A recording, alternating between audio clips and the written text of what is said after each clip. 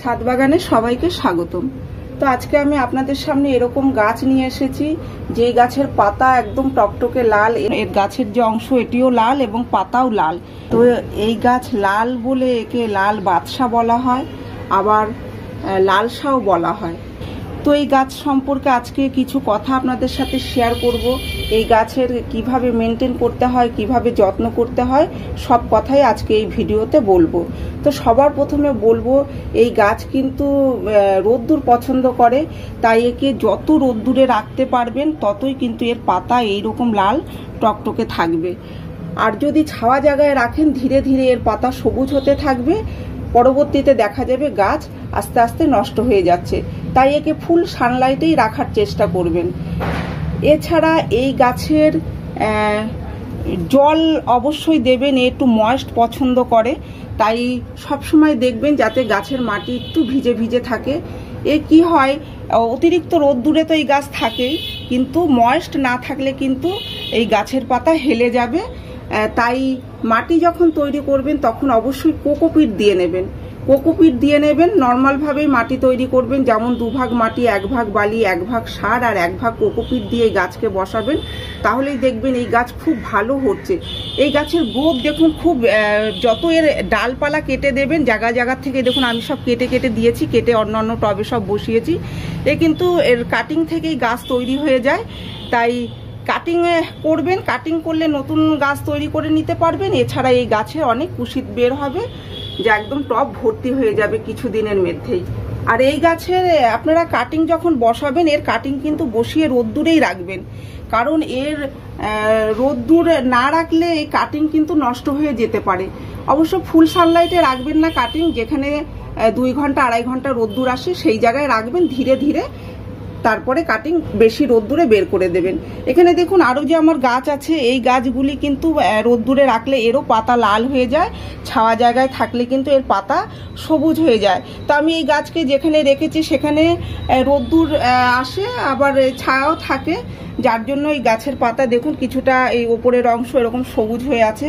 এই হ্যাঙ্গিং বাস্কেটও খুব ভালো লাগে। এদিকে দেখুন আমি এখানে রেখেছি, এই দেখুন হ্যাঙ্গিং বাস্কেটে বসিয়েছি। তো এর পাতাগুলো দেখুন একটু বেশি রোদ্দুরে থাকে, তাই এর পাতাগুলো লাল। তো এই গাছের নাম আমার ঠিক জানা নেই। এই গাছেরও নিশ্চয়ই আলাদা কোনো নাম আছে, তো আমার তো জানা নেই। আপনারা যদি জেনে থাকেন আমায় জানাবেন যে এই গাছের কি নাম। এই গাছেরও একই কেয়ার, একই মেনটেন, একেও রোদ্দুরে রাখতে হয়, এরও মাটি এইভাবেই তৈরি করতে হয় যেভাবে আমি বললাম। তবে এর জল যদি একটু কমও হয়, এর মাটি যদি শুকিয়ে যায় তবুও সহজের পাতা ঢলে পড়ে না, কিন্তু এর পাতা একটুতেই কিন্তু ঢলে পড়ে, মাটি শুকাতেই কিন্তু এর পাতা ঢলে পড়ে, তাই এর ময়েস্টের প্রয়োজন আছে। তো আমি যে সব কাটিংয়ে কেটেছি সেই কাটিং থেকেই দেখুন আরও অনেক গাছ তৈরি করে নিয়েছি। এই দেখুন এই যে বসিয়েছি কয়েকটি, দেখুন এর এই যে মাথাটা ভেঙে এখান থেকে কেটে আমি বসিয়েছি। এই দেখুন এ একদম কত ডালপালা বের হয়ে গেছে, দেখুন এই পাশে একটি আছে। আর এ কিন্তু লম্বা হয়, প্রচুর লম্বা হয়, দেখুন এ লম্বা হয়। একে যদি এরকম তুলে দেওয়া যায় তো এ অনেক লম্বা হয়ে যায়। তো আপনারা এইভাবেও কিন্তু গাছ রাখতে পারেন।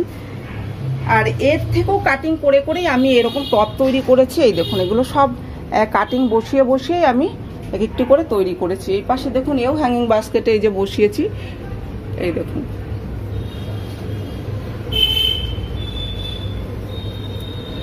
আর এই গাছে একটু পোকা লাগে, এর তো পোকা বেশি একটা লাগে না, খুব বেশি লাগে না, তবে লাগে, খুব বেশি লাগে না, কিন্তু এর কিন্তু পোকা লাগে। পোকা লাগলে কিন্তু গাছ নষ্ট করে দেয়। দেখুন আমার এই পাশ দিয়ে পোকা, এ দেখুন পোকা লেগেছিল, তাই এই পাশের গ্রোথ কিন্তু কমে গেছে, এই যে এই সাইডের। আর এই পাশ দিয়ে দেখুন এর কিন্তু ডালপালা বের হয়ে এরকম ঝাঁকের মতো তৈরি হয়ে যায়। এক কাটিং বসালে কিন্তু প্রচুর এরকম তৈরি হয়ে যায়। আমি দেখাচ্ছি, এই দেখুন হাত দিয়ে ভেঙে নিলেই কিন্তু হয়ে যায়, কিংবা কোনো কেচি দিয়ে কেটে নেবেন। তো একে বসালেই কিন্তু একটি সুন্দর গাছ তৈরি হয়ে যাবে। এর একটি থেকেই কিন্তু টব ভর্তি হয়ে যাবে। আর যদি মনে করেন যে খুব তাড়াতাড়ি টব ভর্তি করবেন, তাহলে 4-5টি এরকম বসিয়ে দেবেন, দেখবেন প্রথম থেকেই টব ভর্তি হয়ে আছে।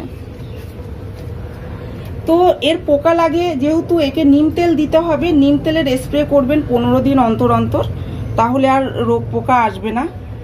আর আমি দেখাবো যে কাটিং কিভাবে বসাতে হয়।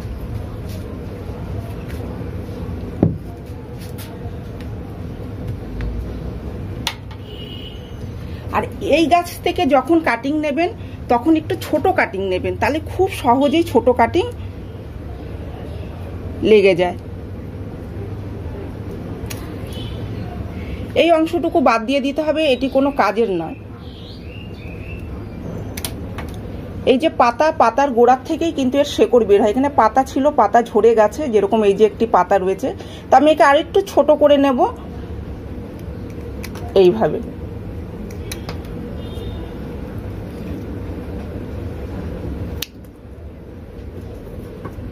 এই দেখুন, এইভাবে কেটে নেবেন।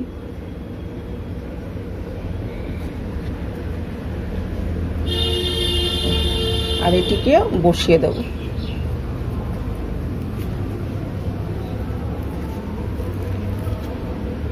এইভাবে যদি মনে করেন যে একদম ছোট ছোট কাটিং বসাবেন, তো এইভাবে বসিয়ে দেবেন, কেটে এরকম করে কেটে নেবেন, নিয়ে বসিয়ে দেবেন, তাহলে এইগুলো বড় বড় হয়ে যাবে আর এর থেকেও গাছ তৈরি হয়ে যাবে। এরকম ফেলে দিয়ে এইভাবে এতটা বসিয়ে দেবেন। আর আমি যে কাটিং এই যে কাটলাম, তো এটাকেও বসিয়ে দেবো, এও হয়ে যাবে। এটুকু বসিয়ে দেবো মাটির নিচে, আর ওপর থেকে বের হয়ে যাবে।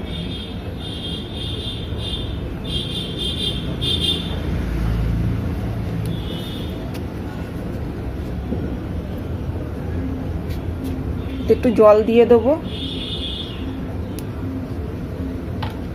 ব্যাস। এই কাটিং এরকম জায়গায় রাখবেন যেখানে 2 ঘন্টা অন্তত রোদ্দুর আসে। তারপরে যখন দেখবেন যে শেকড় বের হয়ে গেছে, ধীরে ধীরে একে বেশি রোদ্দুরে বের করে দিতে পারেন। আমি একটি প্লাস্টিকের গ্লাসে লাগিয়েছি, এর থেকে তুলে টবে বসাবো। আর যদি টবে আপনারা সরাসরি বসান তাহলে আর পাল্টাতে হবে না, বেশ সুন্দর গাছ তৈরি হয়ে যাবে। তো বন্ধুরা, আজকের মতো এই পর্যন্তই। যদি আমার এই ভিডিও আপনাদের ভালো লেগে থাকে তাহলে লাইক করবেন, বন্ধুদের সাথে শেয়ার করবেন, কমেন্ট করে জানাবেন যে ভিডিওটি কেমন লাগলো, আর আমার এই চ্যানেলটিকে সাবস্ক্রাইব করবেন। আপনারা গাছ লাগান, ভালো থাকুন, সুস্থ থাকুন। দেখা হবে পরের ভিডিওতে।